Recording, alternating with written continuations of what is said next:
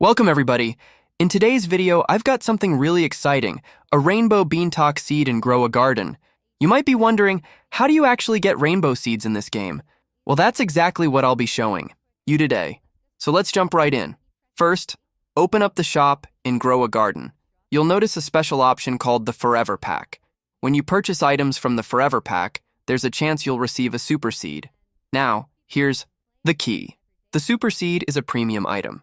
It gives you a random rainbow seed, but it's only available through the limited time shop. That means you can't get it just by playing the game. You'll need to spend Robux to get it. Every time you plant a super seed, it becomes a rainbow version of a plant. It could be a rainbow beanstalk, a rainbow candy blossom, or any other rainbow plant. However, the super seed isn't guaranteed every time. You might get it after spending 37 Robux, or it might take more. It's all luck. And you'll need to keep purchasing the Forever Pack until it appears. But here's the good news.